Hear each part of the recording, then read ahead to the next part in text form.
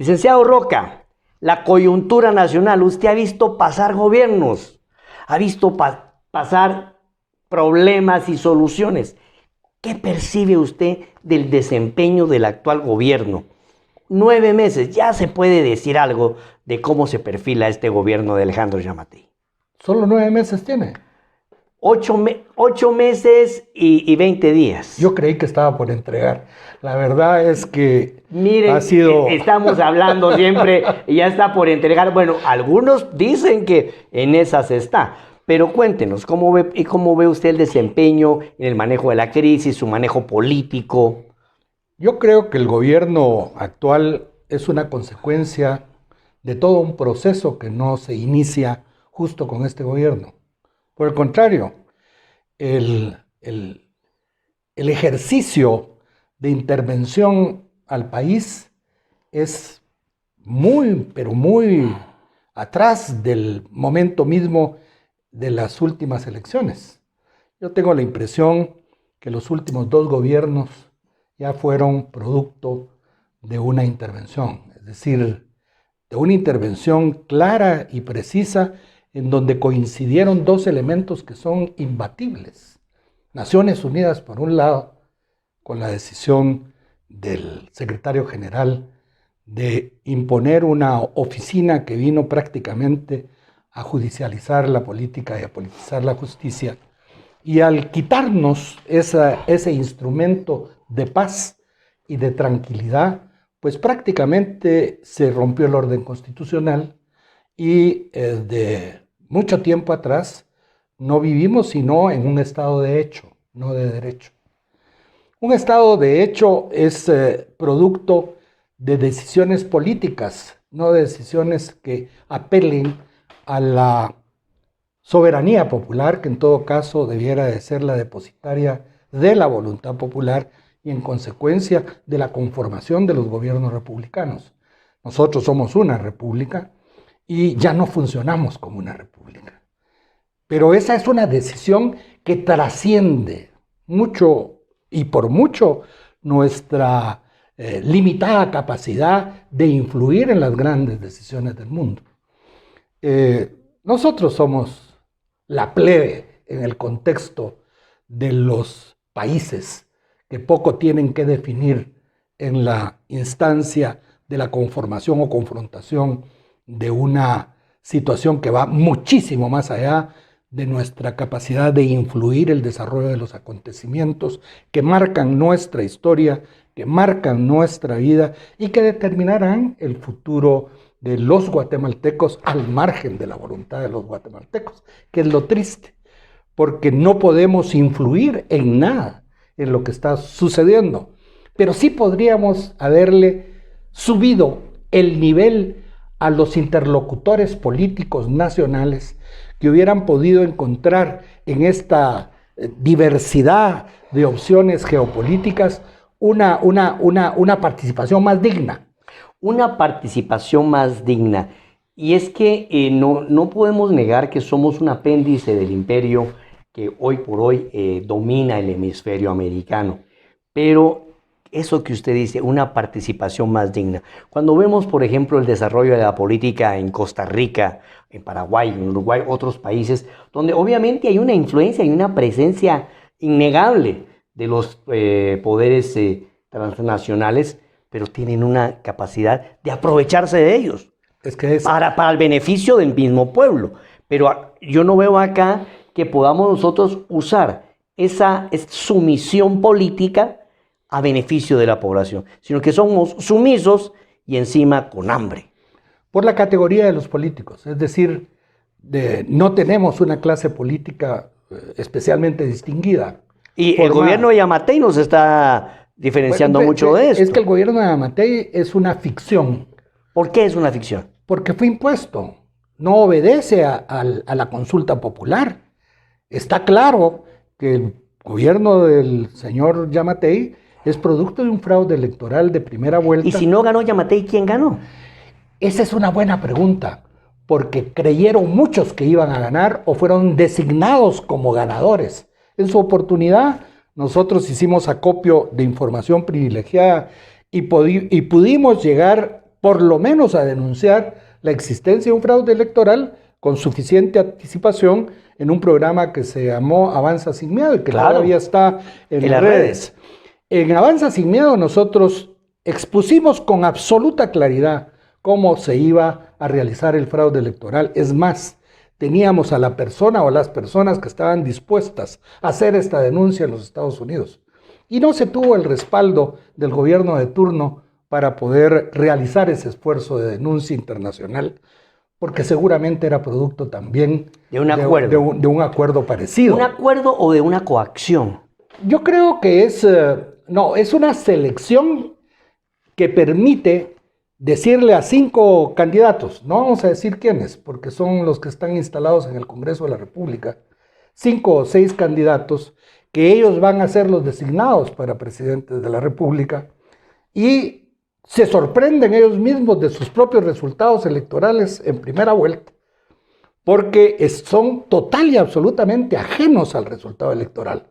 No es posible que en el registro electoral se estuviera tomando la decisión de convalidar una votación espuria, en tanto que en el Parque de la Industria se estaban contando los votos. Llegó el embajador americano con su corte y desde luego con sus enviados de la CICIG y definieron que el resultado electoral era el que ya había salido amañado por la utilización de instrumentos virtuales que pueden incluso hacer variar, y hoy esa es una de las preocupaciones en los Estados Unidos, los resultados electorales de los propios Estados Unidos que suponen que tienen el control absoluto sobre la tecnología de punta. Sí, es que tenemos un director del registro de ciudadanos consignado, ¿no? Bueno, y 5 o 6 procesos en los organismos pendientes de resolver. Claro, esa ficción de elección permite entonces que estos precandidatos crean que ellos son los sucesores o eran los sucesores del presidente Morales. Habían sido advertidos que ellos iban a ser los sucesores. En esa carnicería de votos aparente, porque finalmente la decisión tuvo que recaer en la persona de quienes, a juicio de los decisores, era mucho más vulnerable. No era justo escoger al mejor, sino buscar la forma de escoger a quien podía tener menos posibilidades de presentar un frente distinto. La consecuencia de esa decisión es que muchos de estos jóvenes que fueron señalados como candidatos presidenciales incluso se han apartado de sus propios partidos políticos porque se fueron tan sorprendidos por el resultado electoral que les puso la maquinita esta, que se sintieron tan halagados por el nivel de votos que obtuvieron, entre comillas, que mejor prescindieron de sus partidos políticos ahora para poder presentar una batalla sola, invocando el resultado electoral, del cual ellos fueron los primeros sorprendidos. Pero es totalmente falso, ¿no? Y sobre esto, amigos televidentes, quiero recordarles que constantemente acá en Conexión GT hemos hecho énfasis en que Guatemala tiene un gobierno actualmente que es producto de una manipulación electoral que de alguna manera quedó evidenciada por la cantidad de actas falseadas, y fue el evento electoral con más impugnaciones en la historia de la vida democrática de Guatemala, desde la que empieza la vida democrática de Guatemala en 1985. Entonces, 86 con la toma de posesión. O sea que esto es tremendo. Pero regresemos al tema un poco, mi querido Danilo. La coyuntura nacional. Un Congreso dividido, confrontado. Un Ejecutivo que no tiene pies ni cabeza, que entre sí mismo se confronta. Hay señalamientos mutuos entre el presidente y el vicepresidente. Hay una usurpación de funciones aparente. Vamos a ver qué dice la Corte de Constitucionalidad en cuanto a la creación del famoso centro de gobierno.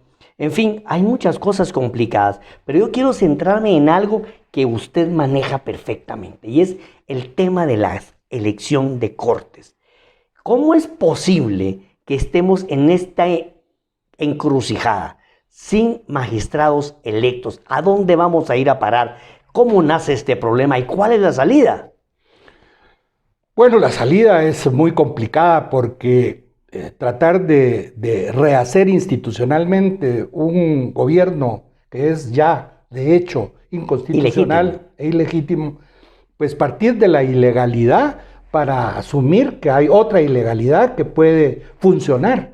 Eso es como ignorar realmente el origen de la situación en la que nos pone un control absoluto por primera vez en la historia del país y del mundo como mal ejemplo en la coincidencia del manejo de la justicia como un instrumento para tomarse todo el poder. Entonces, el lawfare famoso que nos pone en una situación de absoluta indefensión frente a absolutamente todas las instancias jurídicas existentes. Es decir, yo soy abogado, pero no me atrevería y no me atrevo ahora a confiar en las decisiones jurisdiccionales porque están basadas en ocurrencias y en circunstancias ajenas totalmente a la lógica jurídica, ajenas totalmente en ocurrencias.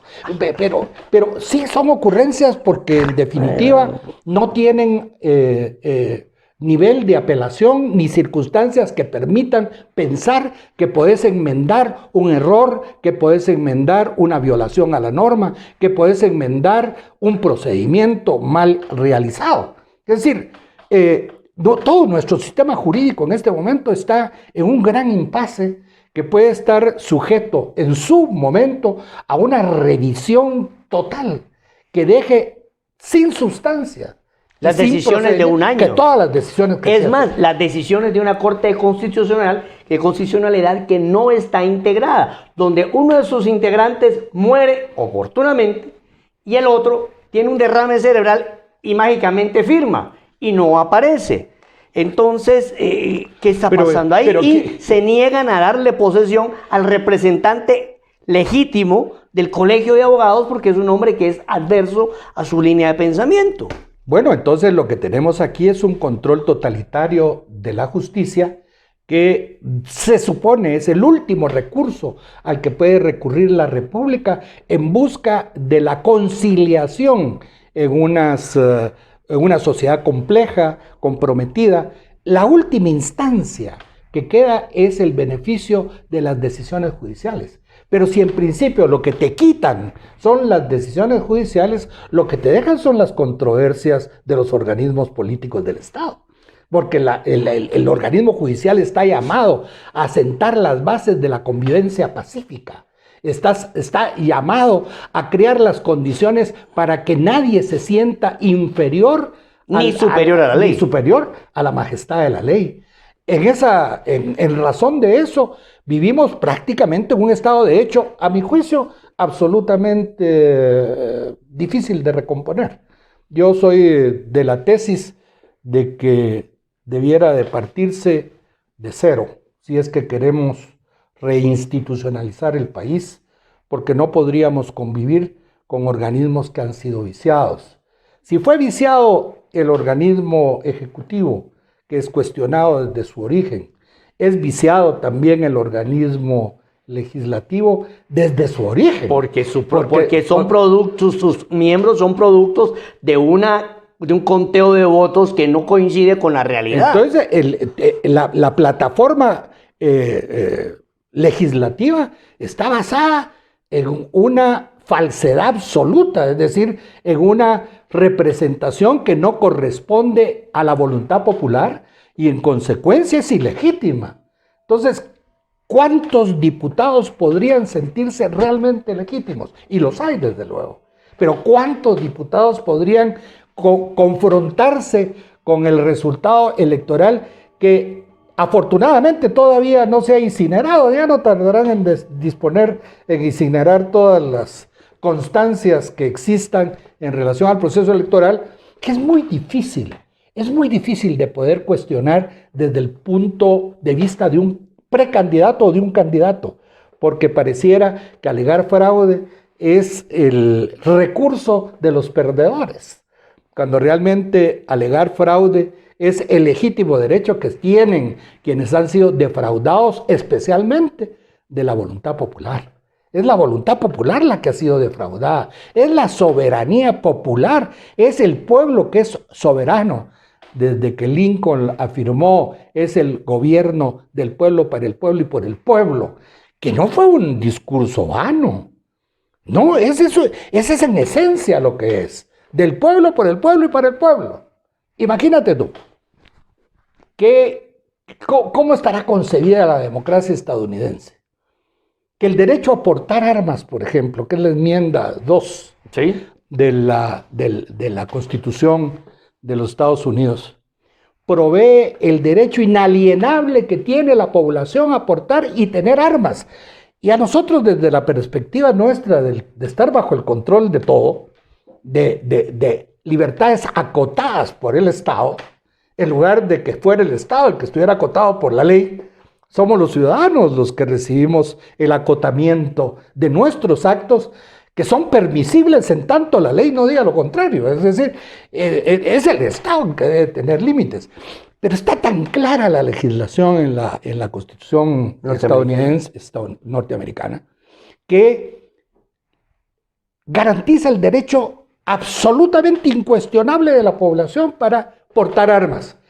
Pero lo interesante es, bueno, para nosotros eso nos parece salvaje, pues, que cualquiera pueda andar en la calle, incluso con fusiles, tener acceso a cualquier tipo de armas. Entonces dice uno, ¿y por qué? Entonces te vas a la enmienda constitucional, que es la que dice que es para defenderse del gobierno.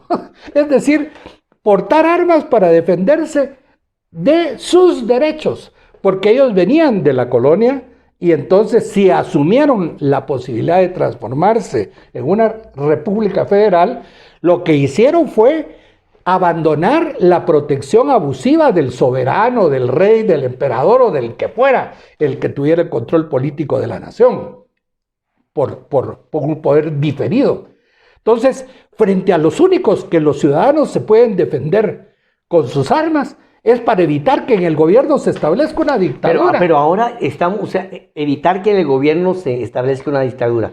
Y en el caso de Guatemala, donde existe una dictadura judicial que se contradice entre sí, donde la Corte Suprema está funcionando con magistrados ilegítimos que debieron entregar en octubre del año pasado, donde las cortes todavía no están integradas y que, como usted bien dice, todo lo que ellos hayan decidido puede hacer en un momento dado. Es posible que ese sea el plan. Es posible que ese sea el plan. Ahora, todo esto, ¿no le parece a usted, no le parece una estrategia de división para tener controlada a la población, confrontada?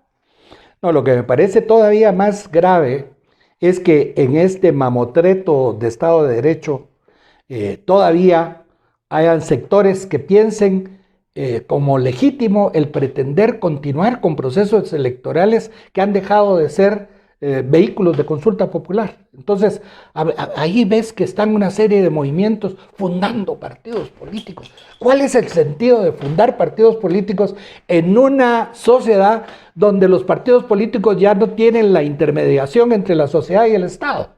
Que fueron sustituidos totalmente de esa intermediación por organizaciones no gubernamentales que han sido el instrumento de absoluto control del gobierno. Entonces, esa mediación entre la sociedad y el Estado a la cual está llamado el partido político teórica y doctrinariamente, no existe. No existe porque fueron sustituidos por las ONGs. Entonces ahí ves las ONGs, bueno, es que es tan grosera la situación que a un ONGero, cualquiera que este sea, especialmente si es de apellido Mac, le resuelven sus peticiones en la Corte de Constitucionalidad en 24 horas. Para resolver, por ejemplo, en el caso de la Corte Suprema de Justicia, que es absurdo, regresar, dice, a la Corte Suprema de Justicia, que la Corte Suprema de Justicia enmiende el procedimiento. Un procedimiento que ya salió del control de la Corte Suprema de Justicia y que ya está en el Congreso de la República y que sería el organismo adecuado para conocer del caso, porque la otra instancia ya precluyó, ya no hay manera de que se retorne a esa instancia, Claro, claro. porque ya no puede repetir un acto que ha sido Que ya solventado está y solventado. que salió de sus manos. Claro. Entonces, en esa dirección, si haces Es una... como decirle, venga y remiende usted su dictamen. Imagínate, eso no Su lo sentencia. no es, puede anular una sentencia si quiere una nueva corte, una nueva decisión. Que si logramos, no sé, yo lo dudo, la verdad, porque lo más sano para el país es que todo el mundo renunciara y entonces convocáramos a una, y lo voy a decir con preocupación, a una Asamblea Nacional Constituyente como en la que tú estuviste, para poder realizar una reforma total del Estado, pensar seriamente si la Corte de Constitucionalidad es el vehículo para atender la controversia constitucional o debiera de ser una sala en el... Como en El Salvador. Como es en todos los países del mundo. Sí, yo creo que la intención en su momento en la Asamblea Nacional Constituyente era darle un poder de control, un poder que apoyara el desarrollo constitucional del país, pero no que asumiera el control y se convirtiera en el árbitro de los tres poderes. Pero independientemente de ser árbitro, no, es que se ha vuelto creador de la norma jurídica. En contra de la... Ejecutor ya le dice, usted tiene que legislar de esta manera, usted tiene que dictaminar de esta manera. Así no se puede. Bueno, hablamos de los magistrados y nos fuimos por otros lados hasta la Asamblea Nacional Constituyente. Pero ahora hay algo que importante. Hace unos días hablaba con mi hija Sarita, que nos acompaña el día de hoy, pero solo que detrás de cámaras, amigos televidentes, ella es la que se encarga de la producción, y me decía que pues hay problemas muy graves. Ese es trabajo esclavo. No, ese es un trabajo de familia, ¿no? Entonces, dice, escucho a tus entrevistados y algunos se preocupan mucho que por la agenda LGTB, que por el aborto, que por temas que son obviamente importantes, pero lo realmente importante como la desnutrición, la falta de educación, la falta de empleo, eso queda olvidado de los titulares. ¿Qué está pasando? Y yo le hago la misma pregunta a usted. Nos metemos en un circo político que anula de la agenda mediática y de la agenda del gobierno los problemas fundamentales. Seguimos siendo un país donde 1 de cada 2 niños es desnutrido. Seguimos siendo un país donde la tasa de analfabetismo es de las más altas del mundo. Todo nos gana Haití y otro país por allá en África. Estamos mal. ¿Qué pasa, Danilo? Bueno, ¿Eso se va a arreglar con una Asamblea Nacional Constituyente? Desde luego que podría arreglarse porque, por ejemplo, si tú ves en el tema de la necesidad de realizar un proceso de recuperación económica y lees el artículo 113 de la Constitución Política de la República, que fue modificado en el gobierno, ese no es responsabilidad tuya, fue modificado en el gobierno de Ramiro de León Carpio, en donde prácticamente le transfiere al sector financiero privado el control total de la economía nacional. Sí, eso fue una traición. Eso es terrible. Entonces resulta que somos esclavos de quienes controlan el poder económico y no podemos romper por ninguna vía mientras exista ese artículo 113 de la Constitución Política de la República, que por cierto se refiere a la Junta Monetaria, ni siquiera dice control económico del Estado, no. Formas de la Junta Monetaria, entonces le prohíbe al Estado que le pueda prestar dinero al Estado. Es decir, al Banco de Guatemala no le puede prestar dinero al gobierno, sino es a través de una forma en la cual los bancos del sistema puedan emitir bonos y se beneficien. O emitir el Banco de Guatemala bonos para que los compre de manera casi exclusiva, aunque diga que es abierto la entidad financiera, que se le ocurra. Entonces, no podemos romper ese esquema. Somos víctimas de los monopolios, de los oligopolios, sin poder reaccionar frente a ellos, sin poder estimular el desarrollo comunitario, que debiera ir más abajo de la ley de desarrollo rural, que a mi juicio, y lo digo con tristeza, lo único que hizo fue descentralizar la corrupción. Es decir, antes la corrupción estaba en los niveles muy altos. Dijeron, mira, mucha, hay que salpicar a todos. Es decir, hasta los comodes, hasta los cocodes, ¿verdad? Y entonces descentralizaron la corrupción y inhabilitaron a la comunidad básica, primaria, fundamental, a la que está en la base de la sociedad, a que pudiera tener instrumentos financieros y culturales que le pudieran patrocinar su desarrollo. Eso es muy triste.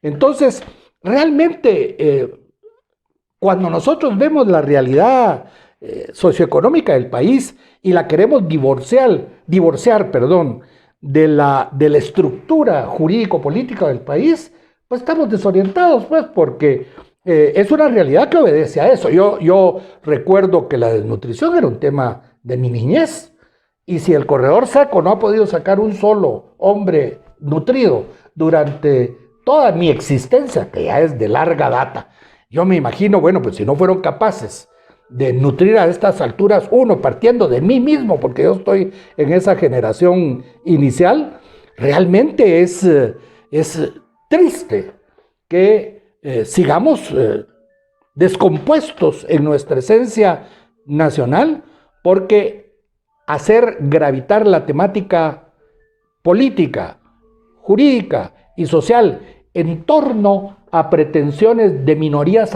de activistas que saben o quieren dominar el escenario de la discusión. Minorías de activistas. Sí, es que son minorías de activistas. Es decir, la Constitución Política de la República que ustedes nos heredaron consigue, por ejemplo, la protección de todas las minorías con absoluta claridad. No veo yo a alguien, ninguna norma constitucional que diga hay que discriminar al indígena, por ejemplo. Por el contrario, se habla de la integración de los pueblos indígenas y hay un capítulo específicamente para ese tema. Tampoco dice que hay que discriminar por razón de preferencia sexual a nadie, pero no podés poner en todo caso a las preferencias sexuales a que dominen las mayorías por falta de criterio o por desinterés o por temor. Pues que resulta que si yo me digo algo que ofenda, me meten a la cárcel. Es decir, nos limitaron hasta en nuestro lenguaje normal, natural, con el objeto de que podamos legitimar las pretensiones de minorías que no están siendo discriminadas por la ley, sino que a través de una discriminación activa, ellos pretenden discriminar a las mayorías que no tienen esa capacidad de movilización ni de articular, porque tampoco están financiadas, y ellos sí están financiados dentro de este gran proceso de descomposición del mundo. Es decir, esta no es una situación puramente de Guatemala. Esta es una situación internacional. Bueno, pero vamos a ir a un pequeño corte comercial y regresamos con el otro aspecto de la entrevista, que es la geopolítica y el papel de Guatemala en ella. Frente al COVID-19, protejamos a los más vulnerables. Si padeces diabetes, es importante que sigas las recomendaciones. Ejercítate para disminuir los niveles de glucosa. Mantén una buena alimentación. No ingieras bebidas alcohólicas. Hidrátate. Lávate las manos constantemente con agua y jabón. Prevenir la propagación está en tus manos. Quédate en casa. El IGS contra COVID-19. Instituto Guatemalteco de Seguridad Social, IGS. Para que siempre estés conectado a los deportes y las noticias. En la red, desde Petén te conectas en el 95. En Quiché, nuestra señal la tienes en el 101.1. Fuera de nuestras fronteras, www.lared.com.gt. Y en tu televisión, nuestra señal por La Red Televisión. Un medio multiplataforma que está a tu lado en todo momento. La Red, conéctate. Los ojos. Los ojos en muchas ocasiones pueden decir más que 1000 palabras. Algunos les consideran las ventanas del alma. Por eso una mirada puede hacer la diferencia en el mensaje que querramos transmitir. Los ojos transmiten emoción, nos permiten observar y comunicarnos con un gesto. Hay ojos que nos cautivan y a pesar de estar tras una máscara, nos regalan bondad, amor, generosidad, y nos recuerdan por qué la vida nos cautiva tanto. En esta época de protegernos adecuadamente, saluda con la mirada y demuestra por qué te cautiva la vida. RCN, cautivos por la vida.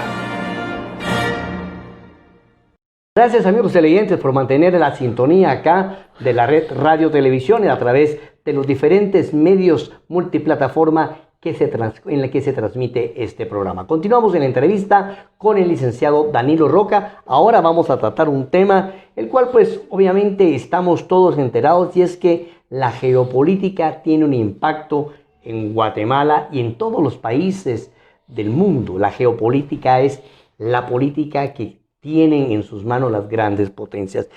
Licenciado Roca, usted recientemente escribió varios artículos donde hace un análisis del desarrollo de la actual campaña electoral y del proceso electoral de Estados Unidos.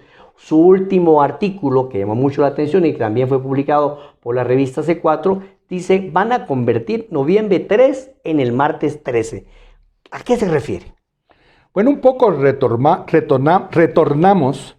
a la preocupación de que prácticamente en los Estados Unidos existe, por llamarlo de alguna manera, un desorden que tiene casi todas las características ya de una guerra civil. Es decir, la confrontación de grupos armados, la confrontación de grupos organizados para destruir la propiedad privada, para destruir centros importantes urbanos de los Estados Unidos, pues implica que hay una tendencia muy elaborada para destruir a los Estados Unidos como símbolo. ¿Quién quiere destruir a Estados Unidos? Eso es lo más dramático, porque pareciera que parte de la misma sociedad de los Estados Unidos, de un sector muy, muy ideologizado del Partido Demócrata, lamentablemente, el que justo en un país que es la expresión misma del desarrollo capitalista, plantea como tesis la formulación de un Estado prácticamente socialista. Es decir, yo veo en esa propensión en los Estados Unidos un proyecto de autodestrucción que puede generar una confrontación de mayor intensidad. ¿Cuál es el papel de los Estados Unidos en esta situación? Pues yo creo que los Estados Unidos ya aceptó que la unipolaridad, es decir, ser el centro político, estratégico, militar y económico del mundo, es parte de un pasado. Y yo lo veo de manera distinta a cómo se pronuncian las cosas, porque creo que vamos hacia un mundo básicamente tripolar, una tripolaridad que se definiría como el desarrollo de potencias, entre ellas China, Rusia y Estados Unidos, como el eje de una nueva visión mundial. Estados Unidos en esa transición de que o son los órganos financieros que controlan la economía de los Estados Unidos y el mundo, los que dominan el centro de esa geopolítica, y en todo caso vendrían a ser el gobierno globalizado. El gobierno en la sombra. Mantenido por el control financiero y el control mediático. Por eso es que nos sentimos tan abandonados de poder tener por lo menos una mínima opinión en un mundo en donde está prácticamente satanizada la oposición a esa tendencia. Es normal que se escuche, por ejemplo, que son teorías conspirativas. Todas las que hablan en contra del virus o todas las que hablan en contra de lo que está pesando en el ánimo de los medios de comunicación, que son están extremadamente comprometidos financieramente con esta tesis de globalismo tomado y dirigido por los financistas del mundo. Frente a la otra opción, que son el control de los estados que ya no gravitarán solo en torno a los Estados Unidos, sino que gravitarán en torno a esa nueva visión tripolar, Unión Soviética, China y los Estados Unidos, que tendrán asimismo sus ámbitos de control geopolítico, que es lo lógico que ha sucedido siempre con las grandes potencias. Entonces nosotros tenemos o estamos bajo el control de los Estados Unidos. Entonces, bajo el control geopolítico de los Estados Unidos, somos parte de la geografía extendida de los Estados Unidos. Desde luego, nosotros, por la incompetencia de nuestra dirigencia política, aceptamos no solo la presencia de los Estados Unidos como rector de nuestra actividad política interna, sino de aquellos que, comprometidos con el globalismo financiero, que están mucho más comprometidos en los programas de Naciones Unidas, llegaron a certificar que Guatemala iba a ser el primer experimento en donde esas dos fuerzas, Naciones Unidas y los Estados Unidos, a través de una oficina que se llamó CICIG, iba a controlar totalmente al país. Lo más dramático es que a petición de los guatemaltecos, es decir, que prácticamente creamos un pequeño monstruo, mal ejemplo para el resto del mundo, pero especialmente difícil de aceptar en un país soberano como pudiera ser o debiera de ser nuestro país. En ese contexto, nosotros pues tenemos antecedentes históricos mucho más valiosos, pero mucho más valiosos que los propios Estados Unidos. Como antecedente histórico, nosotros ya éramos la Federación Centroamericana en 1824, ya teníamos el concepto de la región. Entonces, si esa región existía ya en 1824, también existe una institucionalidad regional. Tenemos Banco Centroamericano de Integración, Corte Centroamericana de Justicia, Parlamento Centroamericano. Tenemos toda la institucionalidad, Secretaría de Integración Centroamericana. Tenemos toda la institucionalidad de una región que ha sido bombardeada de manera sistemática para evitar que la identidad regional surja como una opción conciliadora de los intereses de los Estados Unidos con el resto de América. Es decir, nosotros podríamos tener una identidad regional en donde ya se incluiría República Dominicana, que forma parte del sistema de integración centroamericana, y Belice, que también forma parte de ese sistema de integración centroamericana. En tanto nosotros estamos peleando Belice, después de haberlo perdido de una manera indigna también, como perdimos Chiapas y Soconusco, de una manera inmoral. Ahí está don Lorenzo Montúfar todavía en la Avenida de la Reforma sentado, y él fue el que firmó el tratado por el cual entregamos Chiapas y Soconusco, porque después de esos vendepatrias y traidores nos olvidamos en la sociedad. Alguien me decía, si ahora se diera un cambio de gobierno, yo quisiera estar en el Palacio Nacional. ¿Y para qué? Le dije yo, para asistir a un golpe de Estado o para ver que está pasando algo diferente. No, me dijo, para que no se escape uno solo de los que está allá adentro y que ha usurpado posiciones y que se ha enriquecido y ha envilecido a la nación, y se escapan y después se difuminan en la población, se transforman en poderosos empresarios que surgen de la nada después de un periodo gubernamental o del ejercicio del poder público, y nos dejan prácticamente en la indefensión institucional, metidos en problemas como en el que estamos ahora, de desinstitucionalización y de falta de identidad, y comprometidos a ver a los Estados Unidos, que no debiéramos de estar en eso, pero lo vemos ahora, aunque no lo quieran ver, porque nos vemos el ombligo, en lugar de ver la realidad geopolítica, nos vemos el ombligo y creemos que estamos resolviendo problemas en Guatemala que no tenemos capacidad ni siquiera de considerar. Y frente a esta realidad de dependencia, estamos en una confrontación que usted mismo señala en los Estados Unidos, unas elecciones a boca de jarro, 3 de noviembre, elecciones en Estados Unidos. ¿Qué nos espera? ¿Qué va a pasar? ¿Realmente hay una pugna entre demócratas y republicanos, o esto es solamente un teatro montado por esos poderes internacionales que ya tienen una planificación establecida? ¿Realmente Trump es el hombre que está buscando confrontar el globalismo, o a la final va a ser el que nos entrega al globalismo? Bueno, yo quisiera pensar que este maquiavelismo en el manejo de los intereses de los Estados Unidos es mucho más serio que la confrontación electoral del Partido Demócrata y el Partido Republicano.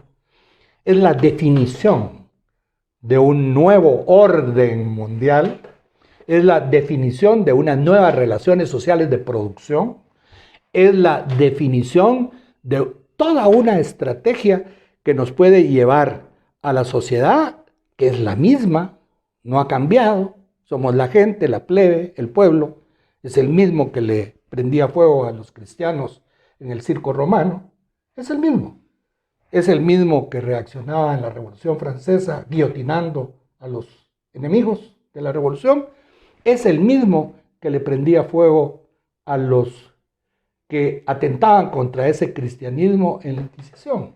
Ese pueblo no ha cambiado y no va a cambiar.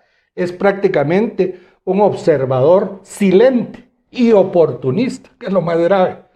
Porque el problema acá, en la indefinición frente a esa realidad que se está dando en los Estados Unidos, es que estamos esperando a ver quién gana. Nos acostumbramos a esperar quién gana. Si ganan los globalistas, yo voy a ser el primero en levantar la bandera del globalismo como la salvación de la humanidad. Y si gana Trump, pues yo era de Trump desde el principio y sabía que era el hombre que estaba defendiendo la visión de los estados, la visión de la soberanía, la visión de la defensa de la libertad concebida como un ejercicio democrático basado en la soberanía popular. El problema serio es que no nos damos cuenta de nuestro papel. Y no tenemos la infraestructura, aunque hay enorme pensamiento político elaborado y bien sustentado, el tránsito de ese pensamiento al ejercicio de la actividad política no ha sido posible en el país. Entonces, el país no ha recurrido a sus mejores hombres, desafortunadamente, porque no se ven, no están, no tienen la presencia cívica. Y cuando se presentan a elección, la maquinaria mediática, la maquinaria financiera los anula, puesto que son un peligro más que un beneficio. Desde luego, por eso es que de vez en cuando es necesario sacudir las estructuras de una u otra manera. Estas estructuras en los Estados Unidos van a tener consecuencias. Por ejemplo, ahí está la enmienda. Gane quien gane, va a haber relajos. Por ejemplo, la enmienda 14 de la Constitución Política de la República Federal de los Estados Unidos fue hecha, todavía fue de las primeras, de segunda generación, porque las primeras fueron solo 10. Allá las reformas constitucionales tienen una denominación distinta, se llaman enmiendas. Porque la Constitución Política de la República, al contrario de la que tú hiciste con otros colegas en Guatemala, es muy reducida. Allá tiene 7 artículos nada más. 7 artículos son los fundantes de la Constitución Política de los Estados Unidos. Y cada modificación a esos artículos se hace a través de enmiendas constitucionales. Entonces, esta enmienda, por ejemplo, se refiere que es, no terminé de explicar y lo voy a hacer muy brevemente, los ciudadanos para defenderse del gobierno, si se quiere volver dictatorial, y el ejército y las organizaciones con poder militar de carácter civil, como son la Guardia Nacional, etcétera, para defender el orden externo. Es decir, el ejército de los Estados Unidos es para defenderse frente a la guerra con otros estados. Pero también, a través de esta enmienda, tiene la posibilidad de reaccionar frente a la descomposición interna que provoque o subvierta el orden de tal manera que ponga en peligro la estabilidad institucional y constitucional de los Estados Unidos. Entonces, esta enmienda la puede convocar el Congreso, así dice, que la puede convocar, el que se haga como un estado de excepción, como un estado de sitio, que lo puede hacer el Congreso o lo puede hacer el presidente. Entonces el presidente, si convoca esto, dice, ningún gobernador, ningún juez, ningún policía, ningún senador, ninguno que haya atentado en contra de la estabilidad institucional de los Estados Unidos puede tomar posesión o del cargo que desempeña o del cargo para el cual ha sido electo o designado. Porque está viéndose que es enemigo de la paz interna de los Estados Unidos y esa enmienda provee al Estado mismo El respaldo jurídico. el respaldo jurídico para poder meter al bote a los Hay gobernadores. posibilidad de que... Esa es la gran interrogante. Porque si el presidente Trump lo hiciera, lo puede hacer, porque así lo faculta. Hay creo que es la norma constitucional es la cuarta, y el artículo que se refiere específicamente a esto es el cuarto también de esa enmienda, señala que el presidente puede invocar ese estado de excepción si la situación interna se descompone de tal manera que ponga en peligro la estabilidad institucional de los Estados Unidos. Entonces, el momento es, ¿se atreverá el presidente Trump a enmendar, a invocar esa enmienda? Si se animara, ¿cuándo? Yo digo, bueno, si yo fuera el presidente Trump, utilizaría la enmienda un día antes de la elección, en donde todavía soy presidente y no puedo señalar un peligro real, puedo comenzar a actuar, porque así lo dice, eso es meter a la cárcel gobernadores, fiscales, alcaldes. Pero eso está como difícil, Daniel. Bueno, vamos a aterrizar otra cosita. Bueno, pero solo te quiero decir, sí, o lo hace después. O lo hace después, dependiendo de la reacción, de los resultados. De los resultados. Pero de que va a haber problema, va a haber problema. Es importante ver toda esta profundidad del tema. Se habla mucho acerca de la elección de los Estados Unidos y cómo va a impactar pues las relaciones comerciales y políticas con Guatemala. Obviamente, si ganan los demócratas, pues veremos un renacimiento de muchas organizaciones no gubernamentales y un apoyo a esa línea que ya vimos que se llevó a cabo con los embajadores Robinson y Arriaga, ¿no? Ahora tenemos un nuevo embajador, pero la pregunta concreta es, ¿la política de Estados Unidos responde a los partidos políticos en sí o es una política ya preestablecida por el Departamento de Estado? No, ¿Qué tanto influye que continúe Trump? Yo creo que él ya manifestó su abierta hostilidad a lo que denominan el Departamento de Estado Profundo, que era la burocracia demócrata establecida e instalada en el Departamento de Estado, que no es fácil de modificar. Ahora, la pretensión del imperio tendrá que ser la de mantener la hegemonía sobre sus territorios que le mantienen esa condición de imperio. Ahora, ¿hasta dónde esa capacidad local, en nuestro caso, de poder entender que se ha rectificado muchas veces la política estadounidense por la capacidad de sus líderes? Por ejemplo, cuando el conflicto centroamericano que generó los acuerdos de paz, Estados Unidos estaba ya dispuesto a invadir Nicaragua. Ya tenía la base de Palmerola en Honduras lista para entrar a sacar a Daniel Ortega del poder. Sin embargo, la composición de un proceso y un proyecto de paz regional hizo que Ronald Reagan cambiara la decisión y que en lugar de activar un proceso que todavía no estuviera metido en una enorme violencia, pudiera comenzar a abrir un espacio de discusión distinto. En algún momento el presidente de la época señalaba que el presidente Reagan le había preguntado si él tenía confianza en que el proceso de paz iba a avanzar porque tuviera confianza en Daniel Ortega. Digo, Daniel Ortega va a respetar estos acuerdos. Y entonces cuenta el presidente que él contestó, mire, yo no sé si Daniel Ortega va a cumplir con estos acuerdos. Lo único que yo le puedo decir, presidente Reagan, es que Daniel Ortega es inteligente, no es tonto. ¿En qué derivó esa reacción? En que ganó doña Violeta Chamorro la elección y el presidente Ortega le entregó a doña Violeta Chamorro el poder. Es decir, siempre hay opciones cuando nosotros identificamos una política regional. Nosotros, por ejemplo, estamos sujetos en este momento más a los intereses mexicanos que los de la región centroamericana. El Plan Puebla-Panamá y todos estos, al extremo de que el presidente de México se quiere hacer cargo de nuestro desarrollo frente a los Estados Unidos como responsable de la política centroamericana. Ese es el colmo.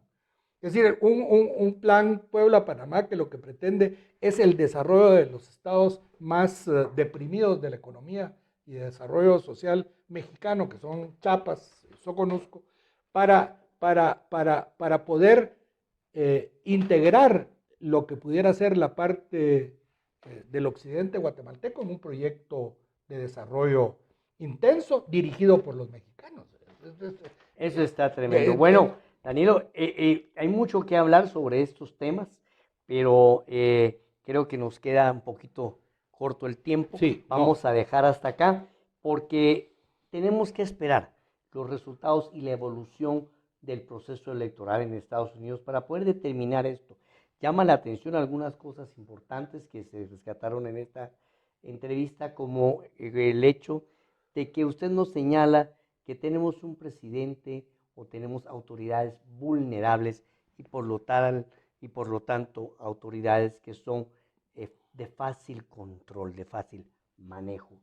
Nos queda también la reflexión acerca del papel que tenemos que jugar nosotros como guatemaltecos frente a esa realidad que nos sobrepasa, y es que tenemos que dar la talla. El licenciado Roca señala que hay que subir el nivel de los interlocutores, y esto implica una responsabilidad, no solo de los guatemaltecos comunes como usted y como yo, sino que de los políticos nacionales que están llamados a reformar, a vigilar el desempeño del Tribunal Supremo Electoral y de la nueva ley electoral y de las reformas que posiblemente pueda tener para elevar el nivel de los interlocutores. Aquí no va a pasar nada si no llega gente capaz a los puestos de poder. Ojalá que esto se pueda decir. Bueno, licenciado Roca, muchísimas gracias por su atención, muchísimas gracias por recibirnos acá en su casa, y a ustedes, amigos televidentes, gracias por acompañarnos. Vamos a seguir con la programación de la Red Televisión y la Red Radio. Acá me despido, yo soy Richard Shaw, su anfitrión en la noche. Frente al COVID-19, protejamos a los más vulnerables. Si padeces hipertensión, atiende a las recomendaciones de los expertos. Toma tus medicamentos, evita el consumo de sal y mantén una alimentación saludable. No ingieras bebidas alcohólicas. Evita fumar. No te estreses. Prevenir la propagación está en tus manos. Quédate en casa. El IGS contra COVID-19. Instituto Guatemalteco de Seguridad Social, IGS. Para que siempre estés conectado a los deportes y las noticias. En la red, desde Petén te conectas en el 95. En Quiché, nuestra señal la tienes en el 101.1. Fuera de nuestras fronteras, www.lared.com.gt. Y en tu televisión, nuestra señal por la Red Televisión. Un medio multiplataforma que está a tu lado en todo momento.